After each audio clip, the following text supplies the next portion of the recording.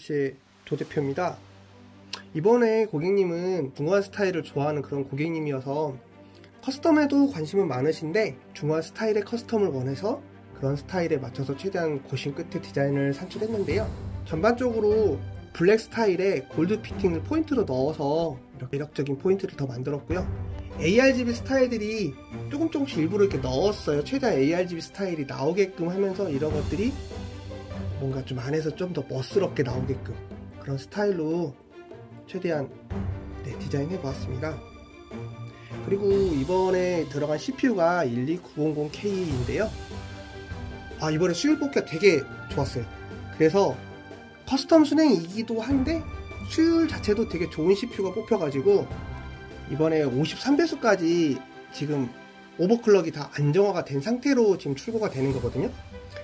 53배수까지 맥스로 계속 작동을 하다가 과부하 C는 이제 51배수로 작동되게끔 설정이 되어 있어요. 그래서 51배수 이상급의 퍼포먼스를 계속 발휘할 수 있는 그런 컴퓨터라고 보시면 되고요. 보통 일반적으로는 12900K에서 프라임 95라는 프로그램을 안정화를 봤을 때 51배수가 나오기도 힘들거든요. 근데 얘 같은 경우는 53배수까지도 작동이 돼요. 그래서 물론 쿨링 능력이 좋아서 그런 거일 수도 있지만 전반적으로 수율 뽑기 운도 좀 좋았다 라고 볼 수 있고요. 바이오스 세팅 자체도 다 안정화 작업을 한 끝에 결론적으로 이렇게 세팅해서 나가기로 결정이 난 상태라서 이제 고객님은 아마 퍼포먼스 작업 자체는 53배수로 일반적으로 돌게끔 작동이 될 거고, 이제 너무 과열이 일어났을 때는 51배수로 작동이 되게끔 설정이 되어 있어요.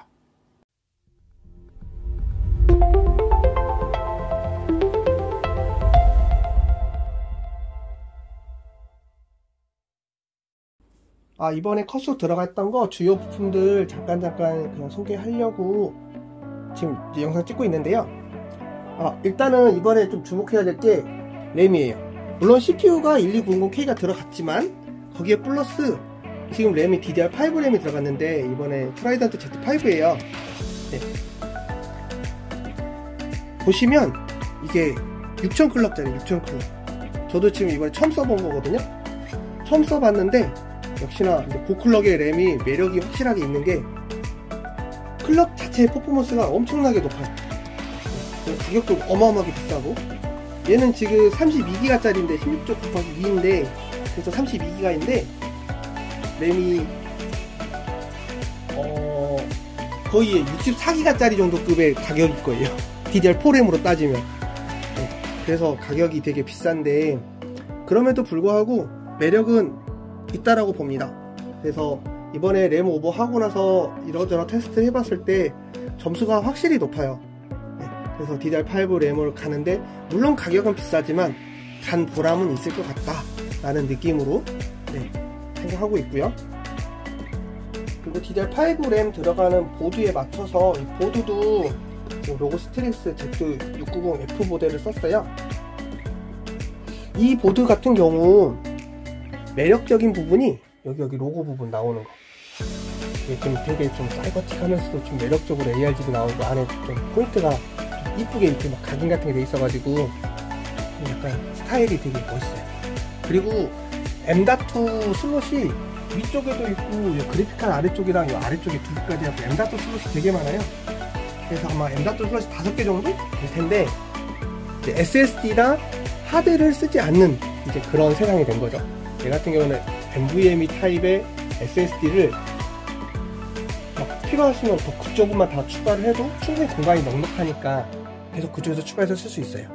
그리고 그래픽카드 빼낼 때 여기 포인트 여기 눌러서 그래픽카드 락 빼서 이렇게 누르고 빼는 그런 락이 생긴 게 이번 에이수스 보드들의 좀 특징인데 상급 보드들에만 있어요.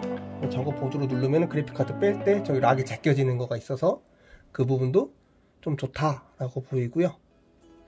그리고 이제 이 워터블럭이 EK 워터블럭인데 여기 지금 들어가 있는 게 이게 1700 소켓에 맞는 이 워터블럭 새로 나온 보드용 이제 워터블럭인데 얘가 좀 잘 어울려요. 원래 얘 거인 것처럼 느낌이 딱 맞아 떨어지잖아요. 여기서 이렇게 딱 맞아서 안쪽에. 그래서 너무 이렇게 잘 서로 맞는 것 같아요. 이쁘게 좀 잘 조합이 되어 있는 것 같고, 펌프도 EK급 펌프, 리튬 펌프 이거 이렇게 해서 넣어드렸고요. 얘는 매력이 여기 이제 ARGB 스타일이 이렇게 위로 이렇게 빛을 살짝 보내주기 때문에 이제 과하지 않은 ARGB 스타일을 좀 보내주는 이제 그런 느낌이 좀 있고, 이 안에 EK 마크가 살짝 보이는 거, 그것도 좀 약간 포인트인 것 같고요. 그리고 인디게이터는 얘는 이제 비츠 파워크 인디게이터를 넣었는데 제가 좀 좋아하는 인디게이터예요. 얘가 좀 매력적이기도 하고 ARGB가 좀 이쁘게 들어와요. 그리고 육각이라는 이 느낌이 좀 약간 아이덴티티가 있고, 그래서 좀 상급 보드들, 상급 커스텀 들어갈 때는 인디게이터도 되도록이면은 비츠 파워크를 쓰려고 노력하고 있고요. 꼭 얘만 쓰는 건 아닌데 나름대로 매력적이고, 그에 따라서 온도계도 비츠 파워크를 좀 선호하는 편이에요. 지금 22도네요. 22도. 네. 얘보다 더 낮춰질 이유는 없어서 22도인 거지, 더 낮추려면 낮출 수도 있어요. 그리고 하이 퍼포먼스 작업을 했을 때 얘가 전반적으로 온도는 80도대에서 90도대까지 나오면은 엄청난 작업을 하고 있는 거예요. 그러니까 일반적으로 나올 수가 없는 온도고, 보통은 60도에서 70도 나올까 말까예요. 웬만한 작업 다 걸었을 때. 그렇게 생각하시면 되고요. 그리고 팬들이 이게 지금 녹투아 팬이에요.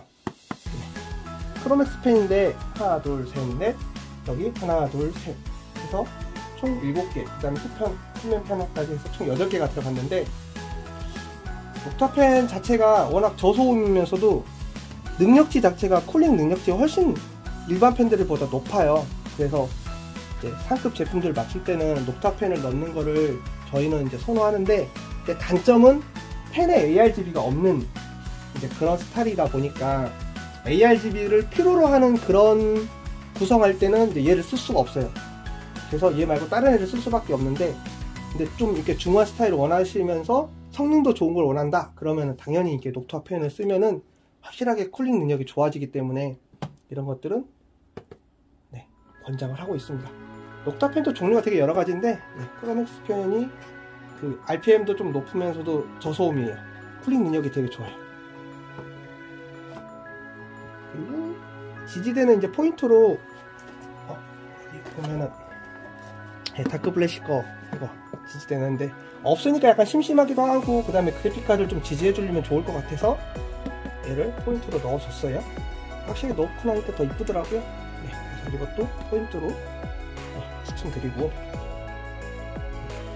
그리고 그래픽카드는 지금 터프 게이밍 3080 Ti인데요.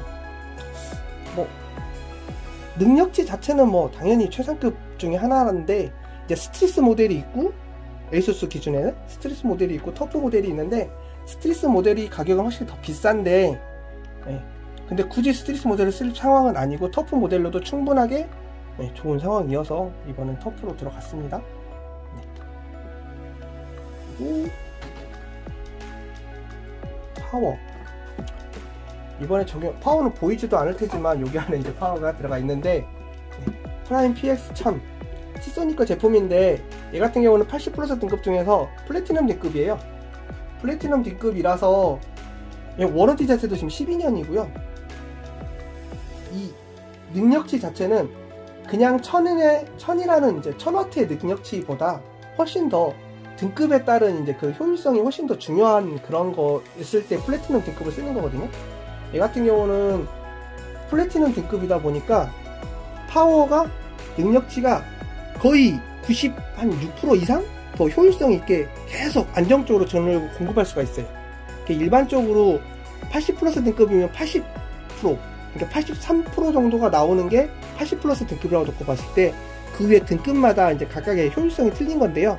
플래티넘 등급이 거의 최상급이라고 보면 되고요. 플래티넘 등급은 정말 안정적으로 전력을 계속 잘 공급받을 수 있는, 해줄 수 있는 그런 파워일 때 나오는 등급이라서, 플래티넘 등급을 쓰면은 확실히 전력 관련돼서는 걱정이 없다 라고 생각하시면 될 것 같아요. 상급일 때 많이 쓰는 제품 중에 하나입니다. PX1000. 전반적으로 쓰는 부품들 소개해 드렸는데요. 엄청 최상급의 제품들은 아니지만 그래도 일반적으로 쓰기에는 다소 좀 비싼 제품들로 구성이 되어 있다 보니까 이제 좀 약간 무리를 해서 구매한 듯한 느낌으로 진행을 해야 되는 그런 게 약간 단점이긴 한데, 근데 커스텀의 자체의 매력이 확실히 있어요. 그래서 뭔가 좀 다른 매력을 갖고 싶다, 그리고 좀 더 고효율성의 능력치를 필요로 하는 어떤 작업을 한다, 이럴 때는 커스텀 순행을 하는 것도 한 가지 좋은 방향이 된다 라고 생각을 하고요. 예전에는 그래픽카드 쪽이랑 CPU 쪽이랑 해서 다 2차 커스텀 순행을 많이 이렇게 이제 진행을 했었는데, 커스텀 순행을 할 때 그래픽카드까지 하게 되면 단점이 이제 얘가 이 쿨링 팬을 빼내고 워터블럭을 장착을 한 다음에 커스텀을 이어야 되는데, 얘한테서 이 쿨링 팬을 빼내고 별도로 작업을 하는 그 행위 자체가 이제 워런티를 손실하게 돼요. 그래서 혹시나 만에 하나 그래픽카드가 문제가 생겼을 때 워런티를 보장받을 수 없다라는 단점이 있기 때문에 더 좋음에도 불구하고 어쩔 수 없이 약간 제약이 생겨요. 그래서 이렇게 그래픽카드는 그래픽카드 자체적으로 이제 어느 정도 요즘은 이제 쿨링을 잘 하니까 얘는 얘대로 놔두고 CPU 쪽만 이렇게 최대한 쿨링을 하는 거, 이런 식으로 이렇게 디자인하는 것도 되게 매력적이더라고요. 그래서 요즘은 이런 거를 많이 권장하고 있습니다. CPU 쪽을 최대한 쿨링하게끔 만들어서 CPU의 퍼포먼스를 최대한 일으키고, 그래픽카드는 자체적인 자기 할 역할만 하면 되는, 이런 식의 구성을 앞으로도 많이 해볼 생각이고요. 앞으로 또 더 멋있는 또 커스텀 있으면 또 그에 맞게끔 소개하겠습니다. 이상 조 대표였습니다.